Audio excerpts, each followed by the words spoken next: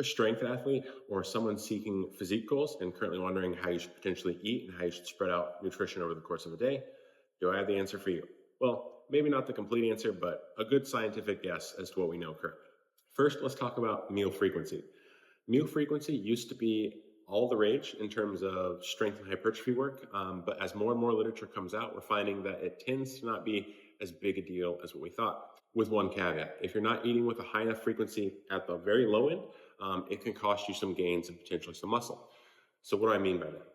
If you're eating 2 times a day, that might not be enough to maximize muscle protein synthesis and strength gains. Where you start to see some optimality for strength and hypertrophy athletes is somewhere between 4 to 6. This curve is somewhat logarithmic, meaning you're going to get a lot of diminishing returns. So 3 is for sure a lot better than 2. 4 is for sure a lot better than 3. 5 is on the margins better than 4, and 6 is just barely maybe better than 5.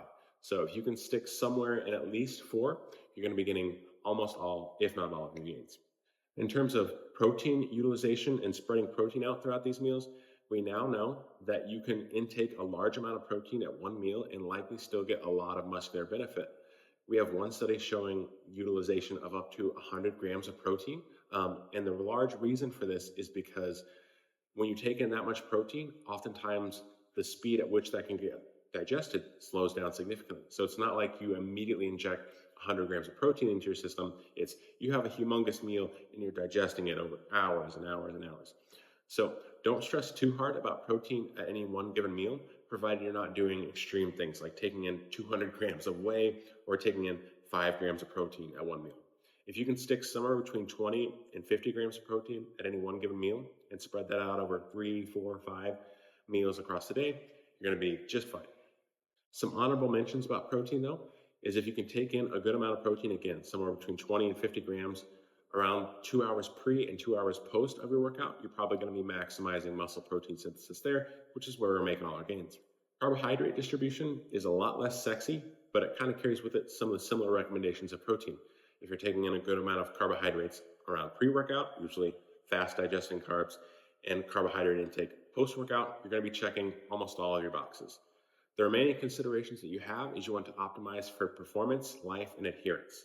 So if you find you're really struggling to get through work, you might need to bolus some more of your carbohydrate earlier in the day.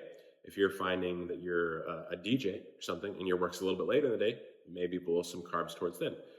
The number one consideration, at least in the context of this conversation, is optimizing your performance, then life, and then nested within that is adherence. So whatever that looks like for you, there's not a lot of wrong answers. The context of this whole conversation and what actually matters when thought of really simply is calories are the most important thing, protein is followed up the next and most important thing, and then carbohydrate enough to live your life and perform your workout is option number 3. Beyond that, you can kind of mix and match carbohydrates, proteins, and where you add in other things, and a lot of advanced considerations beyond that are really just going to change things at the margins. So if you eat roughly normally, roughly 4 or more times a day, getting roughly 20 to 50 grams of protein in any of those meals, bolusing carbohydrates towards your workout and life, you're going to be getting 99.9% of the gains you need when in consideration of meal timing. A different timing conversation to be had is nutrition around bedtime. Calorie deficits, especially if they've been going on for a long time or if they're substantial, can negatively impact sleep. There's not really a ton of research showing that we can affect this other than adding in food, essentially. So shrinking the amount of deficit that you're in can sometimes help with that nighttime restlessness or waking up in the middle of the night. We have some literature showing a bolus amount of calories towards that nighttime can help, but it's kind of mixed in terms of the data. And inversely, which is kind of weird, we know that ultra high calorie, ultra high fat and carbohydrate meals also negatively impact sleep. The data we have on protein intake before sleep has theoretical benefits, but it would make sense. And when more data comes out, we'll know for sure, but you're definitely not wasting your time by taking in protein before sleep. The reason for this is because you're going through an 8 to 10 hour fast if you're getting all of your sleep. So we could theoretically reason that having a slow drip of protein throughout that time can help muscle protein synthesis stay high. Though again, at the end of the day, this is probably not crucial because you're still digesting from dinner in this instance. Last time in consideration to talk about is going to be diet breaks. The literature that we have on diet breaks in terms of maintaining your metabolism is not that great.